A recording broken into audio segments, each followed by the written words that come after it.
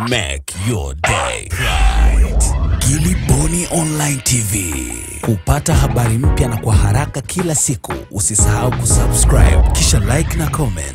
Gilly Bonny Online TV. Kosa alofanya CCM jengine tangu kipindi wameingia madarakani safari hii, wao wanamtangaza Magufuli. Hawana mbunge yoyote mpaka sasa hivi, hawana diwani, hawana kitu chochote kile wanachokitangaza. Wao wanamtangaza Rais Magufuli. Wamejisahau kwamba kuna kura za wabunge, kuna uchaguzi wa madiwani, kuna uchaguzi wa aina nyingi. Kwa hivyo sisi tunakubalika kabisa kwa wananchi wote. Sisi tuna wabunge wa kuaminika na namna kama hiyo. Jambo jingine, sababu leo tufanya sisi safari tujiamini kwa 100%, lazima tukubali kwanza 2015 tulifanya baadhi ya makosa. Sisi binadamu, sio malaika. Tulifanya makosa na tunakubali makosa yetu. Moja ya makosa tuliofanya ni kwamba kumweka mgombea rais ambaye hatukujua, tulikuja kugundua mwisho kwa bahati mbaya sana, kumbe alikuwa ni dhaifu sana. Naomba radhi Mheshimiwa Lowassa, ni mzee wetu, lakini ukweli ni huo. Tulipata kura milioni 8, tulishinda sisi, lakini yule alikuwa ni mtu ambaye ametoka CCM, alafu ghafla sisi tukampokea, akashindwa kulinda kura zetu. Akashindwa kulinda kura za rais, akashindwa kulinda kura zake. Matokeo yake, udhaifu wake umekidhoofisha chama chetu na tumeshindwa kuhukumu. Kwa hivyo makosa yale safari hatuyafanyi tena. Safari hii tunahakikisha tunasimamisha kiongozi ambaye ana damu ya Chadema, ana uzalendo wa Chadema, ana msimamo wa Chadema, ambaye huyo mtu tunaye, na hivi karibuni ameshajitangaza, ameshaomba sasa kama akipitishwa na Chadema atagombea. Kwa hivyo safari tuna uhakika kosa hilo hatufanyi tena, na kwamba hilo tuchajipanga vizuri. Lakini hapo kosa yetu tulifanya kubwa sana, kwamba hata mgombea mwenza tulishindwa kumtoa kutoka ndani ya Chadema, kwa sababu tulikuwa tuna ile Ukawa, tukachagua kiongozi kutoka kafu. Shafahamu. Sasa hili ni kosa la pili tulifanya kubwa sana sisi kama Chadema.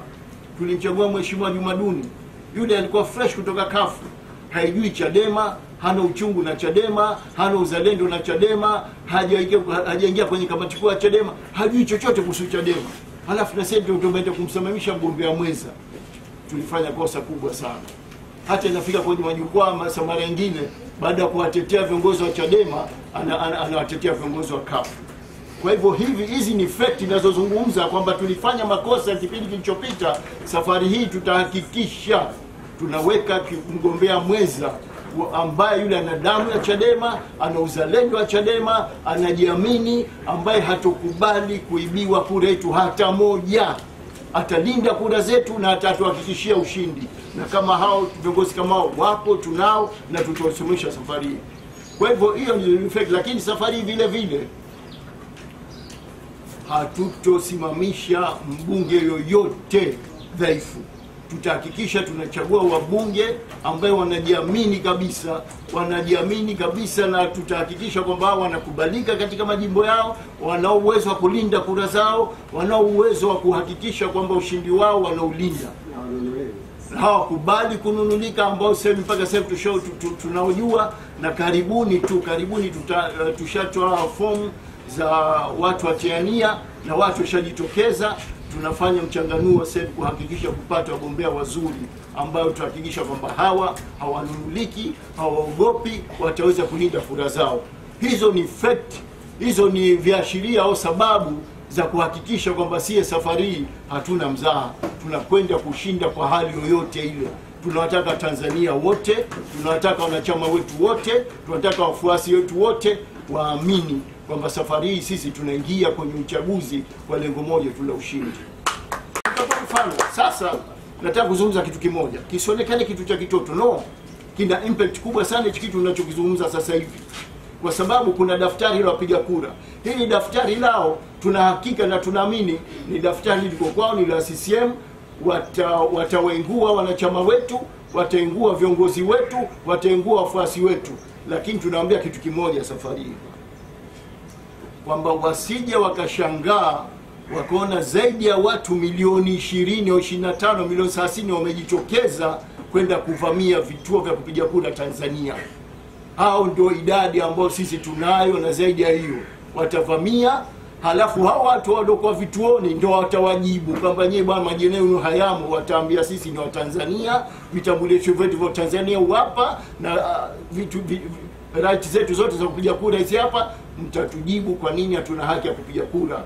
Mchezo utaanzia hapo. Hatukubali mtu yote safari kunyima haki yake ya kupiga kura.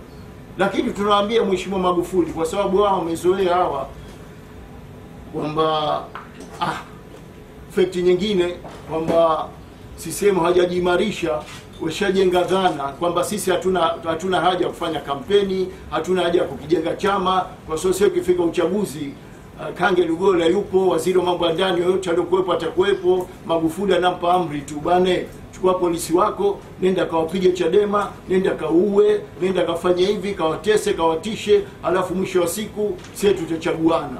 Kitu kama hiyo safari haipo kabisa. Na tutaona, na sisi kama wazee tunafuatilia kila kitu. Tunataka kumwambia Mheshimiwa Magufuli na CCM, kutokana na uchaguzi uliopita wa serikali za mitaa, wale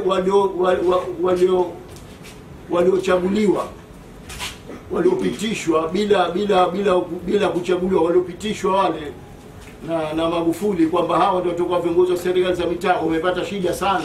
Wanapata maswali mengi sana kujibu kwamba nyinyi sio watu mliochaguliwa, nyinyi mmeteuliwa, wateule wa rais.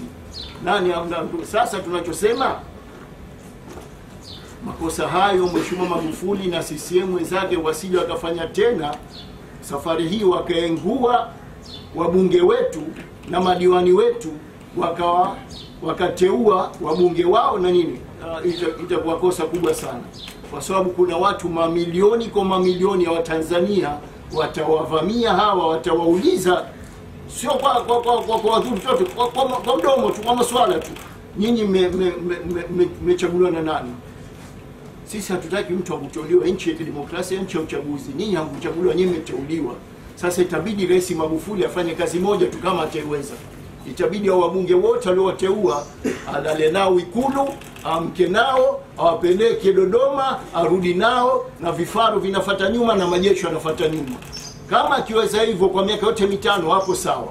Lakini akiwaacha peke yao, ahakikishe anahatarisha usalama wa maisha yao.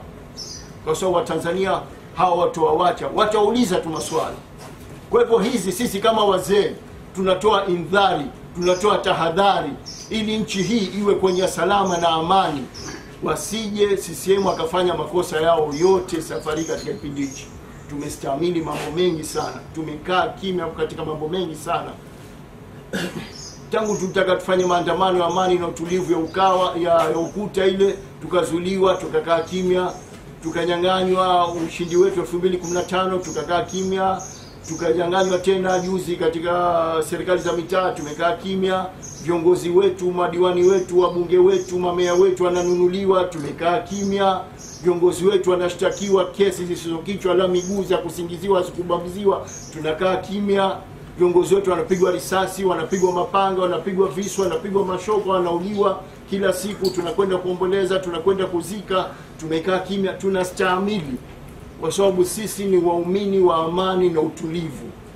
Lakini ustahimili wetu, uvumilivu wetu tuliutarget kwamba mwisho wake uvumilivu huu ni tarehe 25 Oktoba 2020. Hapo ndio tutakuwa mwisho uvumilivu wetu, na tulikuwa tunasubiri hapo. Baada hapo ndio tutaonesha jawabu, Watanzania tutaonesha jawabu yote ya uvumilivu wetu na ustahimilivu wetu. Kwa hivyo ili kukazia kwamba sisi Chadema ni waumini wa amani na utulivu, nataka kukumbusha kitu kimoja. Siku ya tarehe 9 Disemba ambayo Mheshimiwa mwenyekiti wetu Mbowe mlimwona alihudhuria pale uwanja wa Mwanza katika sherehe zile za Disemba 9 za uhuru wa Tanzania. Ile tukio halikuwa dogo kama Tanzania wanavyoliona, hawajui ndani wake kuna nini. Mheshimiwa Magufuli alimpigia simu Mheshimiwa mwenyekiti Mbowe Akaambia bwana, nilikuwa nataka uje katika sherehe zetu za uhuru. Mheshimiwa Mbowe akaambia sawa, wacha nionane na kamati kuu and then nitakuja. Akaambia mimi ningependa uje. Mheshimiwa Mbowe akaitisha kikao cha kamati kuu, tukakutana, akatueleza kwamba nilipigiwa simu siku ile ya tarehe 9 Disemba tulikuwa tuna uchaguzi Mlimani City, uchaguzi mkubwa sana ambao ndio ulikuwa uchaguzi wa baraza la wazee siku hiyo hiyo. Na ilikuwa msimamizi wa uchaguzi huo kwa mujibu wa katiba ya chama chetu alikuwa ni yeye mheshimiwa mwenyekiti wa chama Mheshimiwa Freeman Mbowe. Lakini kutokana na heshima, kumheshimu mheshimiwa rais wetu Mheshimiwa Magufuli, madam ametoa mwaliko, kamati kuu ya chama ikamruhusu Mheshimiwa Mbowe. Akamwambia Mheshimiwa Mbowe, nenda kaitikie wito, kaweke heshima ya rais wetu wa Tanzania Mheshimiwa Magufuli. Ndio Mheshimiwa Mbowe akaenda pale. Alivyoenda pale akapata nafasi kwa bahati nzuri ya kuongea na Watanzania, na mmeona nafasi alivyoitumia kwa vizuri Mheshimiwa mwenyekiti Mbowe. Akazungumza jambo moja tu la maridhiano.